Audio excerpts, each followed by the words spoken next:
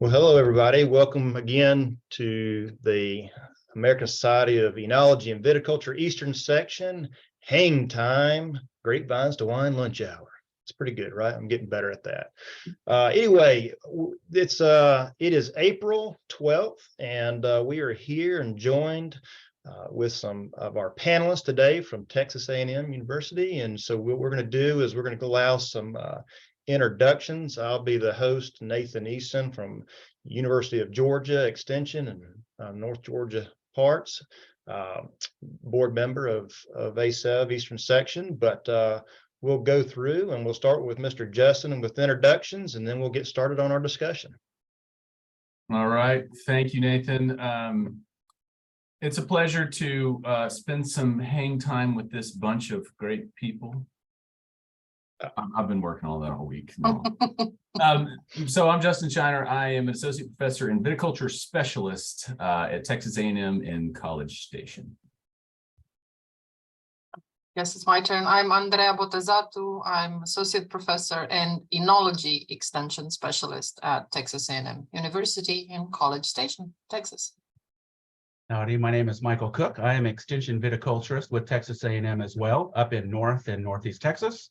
We're all board members with Eastern Section, and I'm also a PhD student in the Department of Horticultural Sciences at Texas A&M. All right. Well, thank you, panelists, for being here today. So as we've had these monthly lunch hour, I guess it's lunch. People on the far West Coast, maybe a little bit too early for lunch, but hopefully use this opportunity to learn things about our industry, stuff that affects us nationwide. We've talked about diseases, and I've already forgotten half the topics, but it's been a fun, exciting. We've had good attendance, and so today we wanted to take an opportunity when you use this video and recording to promote the conference that we have each year. And the conference is kind of the big event.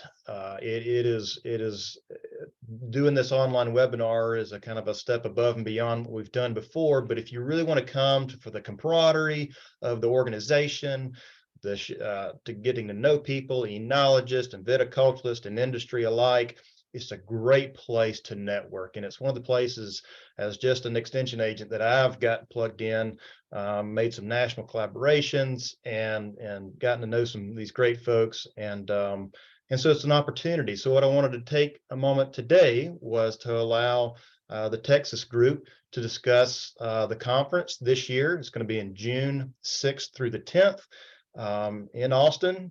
And so this is just a great opportunity for them to share what they've been working on, what they've been planning, and share that with you so you can make a decision whether you want to come to our conference and join us.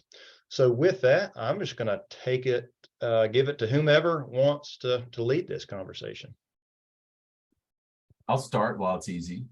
ASEV Eastern Section, for those who might tune in later on who are not familiar with it, it represents all states east of the Rockies, including Canada. So we have 3 countries, US, Canada, and Texas, represented in Eastern Section. That joke works really well with the live audience. Texas is where we're going to host this year's conference. And it's interesting if you consider the range and climate and conditions that are represented. We all get together because really we have a lot of commonalities, and we can share and exchange ideas and what we're all working on, what works, what doesn't work. And as it turns out, we do have a lot more in common than one would think, simply comparing a warm climate versus a cool climate. We'll get to that here in a bit when we talk about the workshop part of the conference. So anyone is invited. The organization is a group of professionals that work in academia, industry, students as well, but we invite anyone to the conference that may be interested, including industry. And so it's June 7th through 9th. And in Texas, that is the best time of year because it's not hot yet. High temperatures are only 90 or so in June. There's something to see for those of you coming from the Northeast and Canada. Is we actually start harvesting grapes in the very southern tip of Texas in June. We are going to be located in the central part of the state in Austin. So that's going to be where the conference is held, June 7th through the 9th. And it is appreciate you making that correction. I said the 6th through the 10th, just because that's when I fly in and fly out, but you are correct on those days. You may come as early as you wish. We could probably give you some personal tours if you want to come a little early, Nathan. There's plenty to see, actually. I should mention this. The region this will be held in the Texas Hill Country is the second most visited wine region in the U.S., which is one of our marketing stats, 2 million tourists. So there are a lot of wineries there. And Dr. B is going to talk about wine in Texas here in a bit. I'll tell you a little bit about the viticulture side. But we can go ahead and dive into the conference. So day one of the conference is the tour. We do have limited seating or seats available for the tour. So if you want to get, an up close and personal with Texas vineyards and wineries, then you want to sign up sooner than later. There'll be a bus that leaves our hotel, the Hyatt Regency in downtown Austin, and then travels to some tour stops in the Texas Hill Country. Michael is fully engaged in that part, and I think he's prepared to tell you all about the tour stops. Yeah, absolutely. Let me share my screen real quick. We've got some exciting stops along our way. We want to give you the Tour de Tejas, and we've been working really hard on this tour, and it's finalized. So we're really excited to share that. I'm just going to give you a brief overview of what to expect. Like Dr. Shiner said, this is limited to 50 people. That's what we can fit on a bus and comfortably at these sites, so we can get a more one-on-one experience with the winemakers and the grape growers and the owners of these establishments. Justin and Andrea are going to talk a lot more about our Texas wine industry, but I just wanted to throw a map up here of our AVAs across the state. There are some new ones that have come on the scene as of recent in the Hill Country area, and there's a couple more being established or developed right now. So lots of things happening in our industry, but we're going to be in the heart of our Texas wine industry in the Texas Hill Country. So most of y'all will be flying into Austin Bergstrom Airport. You may be coming in from San Antonio, but we're going to be based out of our capital. And the first day is the tour, so that would be the 7th. We're going to wake up early if you want. We're going to be right in the heart of downtown, next to Zilker Park in the Colorado River. So if you want to take a quick jog and get some fresh air, you can do that. Maybe go paddle boarding or something. And then we're going to take our bus and drive into the really where all the magic happens in the Hill Country along Highway 290 in heading towards Fredericksburg. And of course, we're going to be talking a lot about viticulture and enology, but even if that's not enough, we're going to be heading into a very historic area, an old German settlement with lots of history. There are lots of opportunities for learning and experiencing what Texas was like a long time ago, and that heritage there.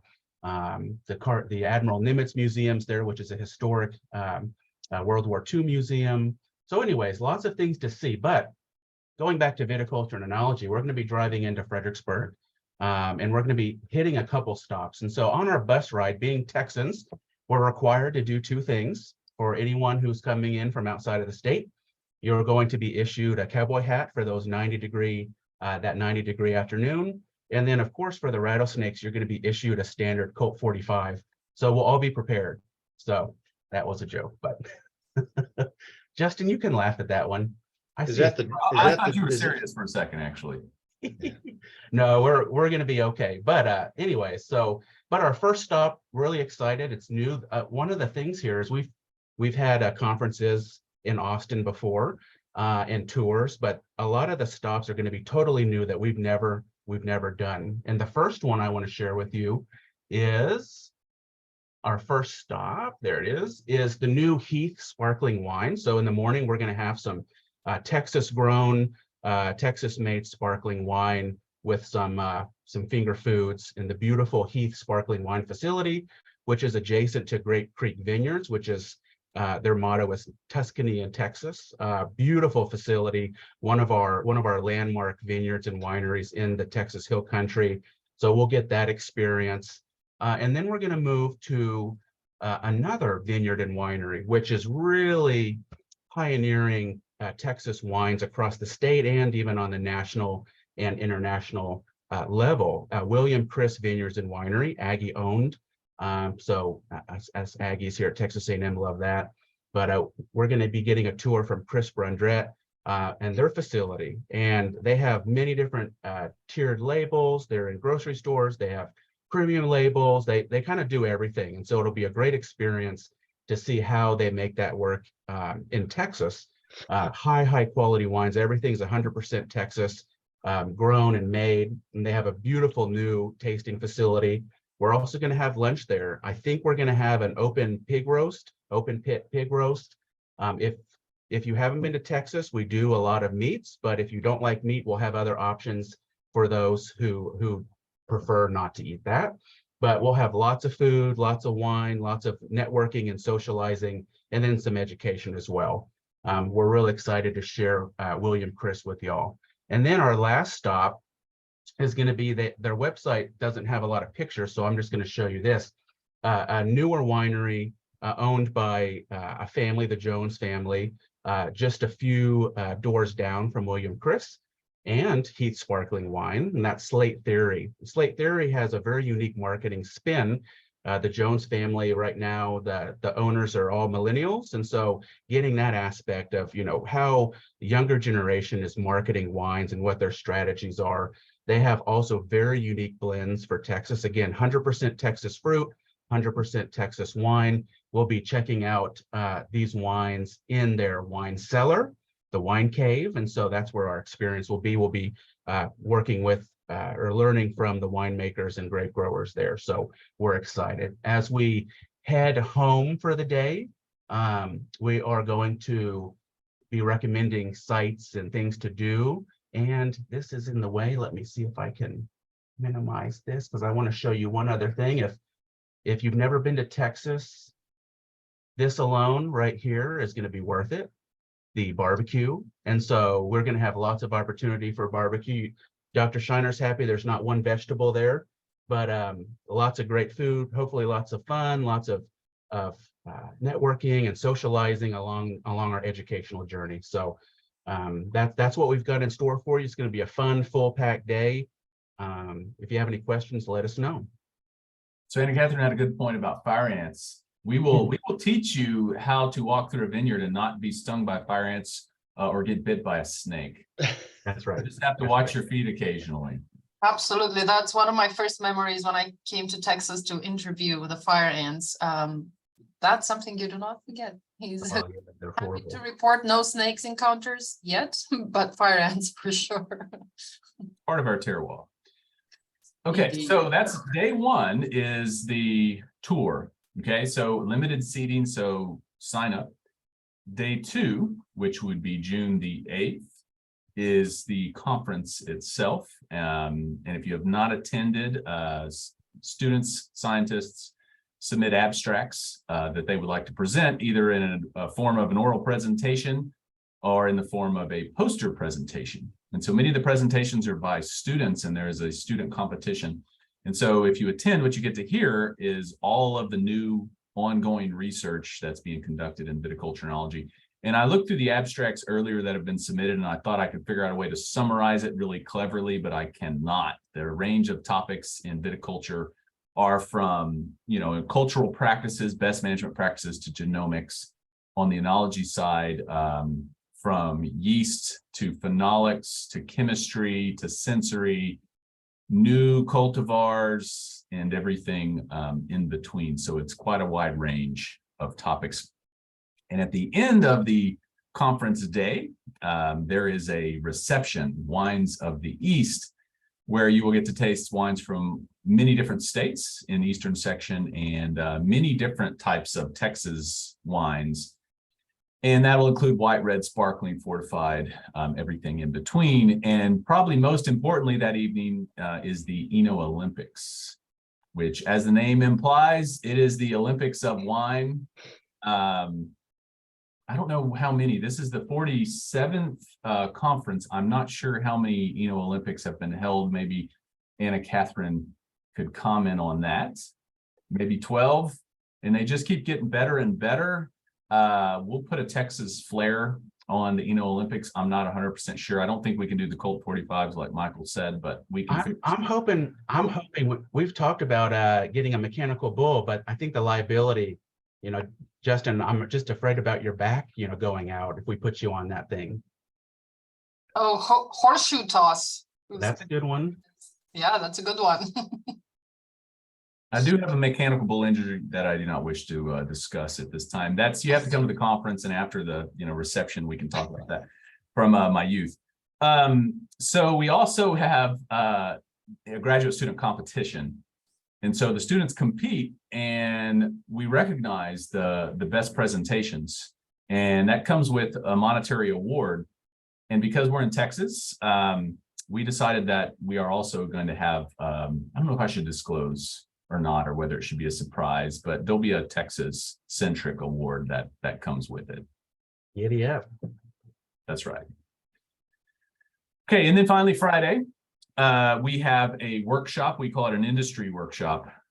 This is where we focus on a specific topic or topics, and there's a viticulture piece and then an enology piece as well. And so it includes, of course, research and, current information that we have, but it also includes a lot of practical aspects of how to apply these things. And so being in Texas, some people would say the land of extremes. There's all sorts of ways we describe it. We say, we're in a long-term drought interrupted by intermittent flooding.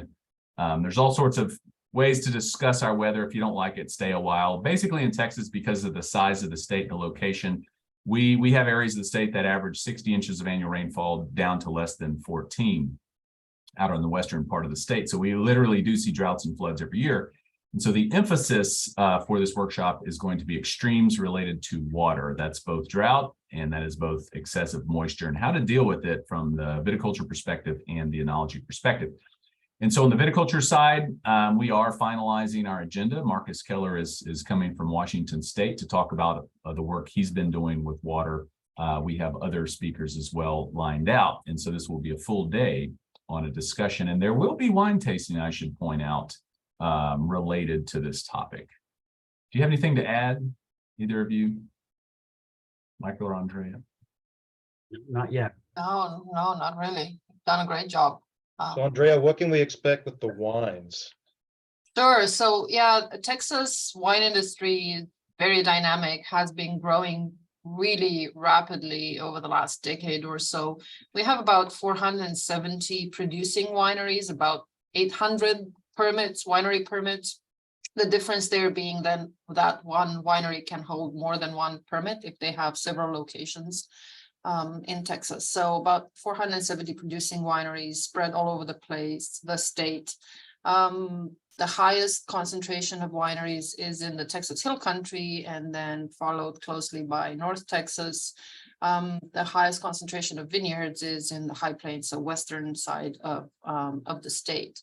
Variety-wise, well, before I get into that, so the wine industry in Texas contributes about $20 billion to the state budget. And so that's a significant contribution. The industry employs a lot of people, and of course attracts tourists. Like Justin mentioned, the Hill Country region is the second most visited wine region in the United States. After Napa Valley, we have about 2 million visitors every year. So it's a very popular tourist destination for wine tastings. Variety-wise, I think there's been a lot of experimentation in the beginning here in Texas, trying to figure out what varieties work best with the climate. And it's hard to simplify things really, because Texas is so big and so varied in its climate and its soils. So depending on where you are in Texas, you may be working with different varieties, but generally speaking, I think the ones that we found that work best are varieties that originate in Spain or Italy, some French varieties as well. And then we have in the eastern side of the state, in the Gulf Coast, where the humidity is higher and we have a lot more disease pressure, we see some serious issues with Pierce's disease. So there we have 2 hybrid grapes that do really well, because they have some resistance to this disease, Pierce's disease, and those are Blanc du Bois and Black Spanish. So hybrids, and for non-hybrids going back to the Vitis vinifera grapes that we're growing, we see a lot of Tempranillo being grown, a lot of Aglianico, Mourvedre. Mourvedre does quite well, Dolcetto, Sangiovese. We see Sagrantino coming up, and also Tannat. Tannat seems to be doing very well in Texas, producing some very balanced and nuanced wines. We have some wineries that specialize in Tannat here, and I'm pretty sure you'll have the opportunity to taste some of those wines as well. On the white side, we see Albariños and Vermentinos and Viogniers. One of my favorites in Texas is a grape called Picpoul Blanc. Yeah, I really like that one. I think it has a lot of potential. Traditionally, Picpoul in France is used in blends because it has really high acidity. In France, here, because of the heat that we have in Texas, the acidity is kind of toned down, but it holds up really well. So one of the main issues that we have in Texas because of the climate is pH. We see a lot of high pH wines. So Picpoul kind of holds its acidity really well. So that's one of my favorite whites in Texas. And I think you're going to have an opportunity to taste that one as well. Did I miss something? Muscadines. Oh, I'll leave that to you guys. We do have a small niche market for muscadines in East Texas and the Gulf Coast that's growing itself, and both for fresh consumption and wine. We may have some samples as well. We've got a really nice industry there. But yeah, great job. Yeah, so just some random factoids too to add to I guess our diversity here. What makes our flavor of Texas is we have 5 dry counties in the state, 254 counties. 5 of them are dry, but we are still the #3 wine consumer in the nation. 70 point some odd million gallons of wine a year. So we're thirsty, and we drink about almost 10 times as much beer, 655 million gallons last time I looked annually. So I say that because I know there's some beer people. They also like beer. We have a lot of microbreweries. We actually have a lot of distilleries in that area as well. So there's some other things. If you don't make the tour and you want to do your own tour, there's a lot to do in that region related to breweries and distilleries. Well, I'll say this, Justin. You mentioned kind of other opportunities for our travel. If it'll be June in the Hill Country. The Hill Country is historically known not for grapes and wine, but for peaches. And peaches will just start to be coming in. I know, Nathan, Georgia peaches are incredible, but our Texas peaches are quite good. And in Fredericksburg, that is where the industry is out of primarily. And so a lot of peaches will be at the farmers markets and fruit stands. So that'll be another thing. Gives you some peach ice cream at minimum. Something else for you grape nerds out there. We have 13 native species of grapes in Texas, and there's probably we're in in the Hill Country, there's going to be 4 or 5. So you could actually go out and do your own hunting there. Although I will say most properties are fenced and, there are a lot of armed people in Texas. So be careful trespassing. You can collect off the side of the road though. Yeah, I think it's great, guys. Y'all have put a lot of thought into this. And I mean, just hearing about the opportunities of experience some of these wines, it kind of makes you sad that you don't get to stay for longer to experience some of the different regions and some of those varieties associated with those climatic differences and how those plants react. But I'm sure y'all can educate us. And I think that's the beauty behind this. You can bring the whole family, if you wanted to. And like you said, some of the kids or the wives or the husband, however it works, can go out and see a lot of these other sites and look at the vineyards themselves if they're not able to make the trip. Absolutely. The Hill Country, Fredericksburg is very family friendly, lots of opportunities. If you're going to the wineries, there's other opportunities for the kids. There is Wild Seed Farms, which is the nation's largest wildflower farm. They sell seeds of all different types for all over the United States, wildflowers that are well adapted across the United States. What I was trying to say. They also have a winery there too, and they are the only ones that have the maroon bluebonnet, and so that's something that us Texas A&M, our Aggies, are very proud of. And so, but they normally have acres and acres of wildflowers in bloom, This year, our wildflower season is spectacular. There may be a few left by June, and so hopefully we'll see some nice color as well. A lot of also great hiking trails. Enchanted Rock is a granite, I think, monolith, not too far, beautiful views, and definitely if you can stay the night, look up, you'll see the stars. We're going to be out in a very historic area that is not built up in the hill country. And so you have that kind of small town feel, even though you're right next to the big city in Austin. So lots of opportunities. In Austin too, Austin's known for the bats under the bridges flying every night. And so we're going to be right next to Congress Avenue, I believe, or close by, right on the Colorado River. And so if you just stay right at dusk, you'll see the millions of bats flying from under the road bridges there. So lots of cool things to do.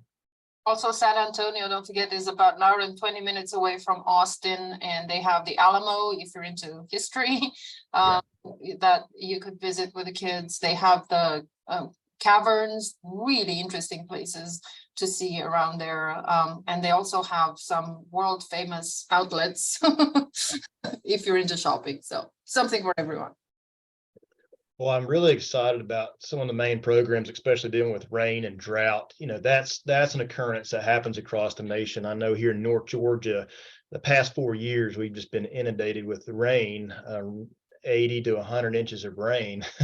So we're trying to grow grapes in that. But then we had droughts as well, you know, and the heat. So everybody can relate to that. So super excited about that. And then obviously a far difference from our last conference last year in Minnesota. And, you know, so we went from extreme cold conditions and how we cope with that to going to the South. Justin, you've been around a little bit longer, I guess. What are some other, we've gone to these conferences every year in different locations. We try to make it fair across the board. You want to speak to any of the past conferences and what you kind of walk away with? Some of them I do not wish to speak about, but historically, we've been to. There's enough people on too they can add to this.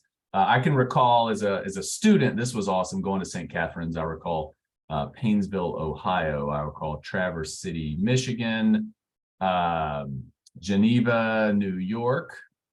2014, we actually did have a joint conference in Austin, Texas. We just did Minnesota, which was awesome. We did Virginia, Charlottesville, Virginia. St. Louis.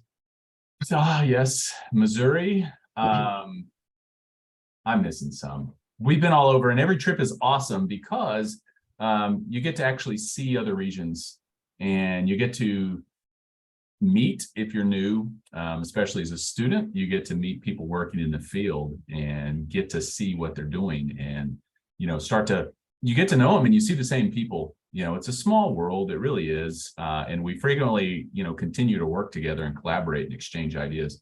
So you get to learn about the uniqueness of the region, but you also get to see professionals that have similar interests as you. Very good. It's also comforting because we all have different challenges. Sometimes we have similar challenges that we can go, okay, you're dealing with that same thing. But even if it's not a similar challenge, knowing that our colleagues and our industries across the United States, especially in the eastern section, are really fighting hard to make exceptional wines is just comforting, and it's a great time to chat about that and learn too. It gives you a better appreciation for the wine industry in the East.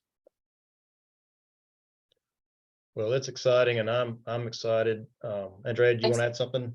Yeah, I see a question from Kyle. He's asking if there's anything close to the hotel that we recommend checking out in Austin. I would definitely say the river. It's beautiful. It's just a really short walk away, and there are you can walk. There's a boardwalk by the river, or you can just walk. There are pathways for people to walk or bike. You can rent kayaks or canoes or paddle boards. You can. There are places where you can go for a swim along the river too. So that's one. The hotel is not very far, I believe. that's worth visiting and seeing. You can go inside the Capitol. I believe access is free to go visit the Capitol, and it's a really beautiful building. Right. But the museums, personally, I like this place called Wonder Spaces. It's not very close to the hotel, but it's worth visiting.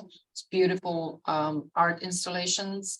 And then there's, if you're into bars and partying, 6th Street. is very close to the hotel. You can walk to 6th Street and, you know, see some live music, have a drink, have a good time. Yeah, I would echo Andre. I mean, the park where you can access the river is Zilker Park, which is going to be very close to the hotel. And then again, don't forget about just in the evening, get a glass of wine. Maybe if you've got a view of the bridge there, look for the bats and tons of, I mean, there's so many hole in the walls. Austin's known for their music scene, and also it's a place for foodies. And so one of the highlights is lots and lots of different food types and cuisines, lots of different unique foods, lots of vegetarian options and other things, but also tons of barbecue. And so Austin's really well known for their food trucks. So Yeah. you take a stroll and you can get a little bit of this and a little bit of that. And it's very, very tourist friendly. And then like Andre said, the Capitol's right there. And fun fact I learned when I was walking the grounds there, everything's bigger in Texas, and the Capitol is 7 foot taller than our nation's capital for a reason. So I was like, oh, that's interesting, all these little subtle things, but really beautiful grounds like Andrea mentioned. A lot of history there. So Well, thank you all for bringing this topic to us. We hope to be able to share this through our communication channels in each state and be able to take this recording. Again, it will be uploaded on our YouTube page where our past webinars, I don't like to call them webinars, but our past hang time hours are posted. If y'all don't have anything else, we don't need to take a whole hour on this. Y'all have done a great job. We're excited. I guess question, do we have I guess, has Renee posted a cost associated with this or registration dates when that opens up? I did not check the website before. So that is going to be posted next week. So be on the lookout on ASEV Eastern Section's website and through social media. Everything will be posted. I believe Renee is finalizing the agenda for print and publication. And so that will be coming out shortly. Oh, Renee is on. She says coming soon. All right, great. So y'all keep an eye on that, and we'll throw it out on Facebook page as well. A few final things for housekeeping. If you'll throw in the chat box which state you're from, that helps us kind of keep track of who's attending. I forgot to do that last time. We have mentioned the YouTube page, upcoming schedule. So what we're going to do for the Grapevines to Wine time, May 17th, you want to put that on your calendar. Patricia Skinkis from Oregon State University and Gil Geese with Arkansas will be talking about signature wine and what is it, and how does a region set out to produce such as an animal, or do they ones evolve? So, you know, a lot of times we're trying to figure out what is our identity in our areas, and y'all apparently done a great job of that in Texas with those different areas and kind of identifying what makes them unique. So that'll be kind of be the main topic. So for anybody interested in that, we'll try to get some inside on that. We will take off June for the conference. Again, that date is 7th through the 10th. And then July, we're going to be talking about blending fruits for value added wine. So a slight twist on just pure vinifera or just grapes.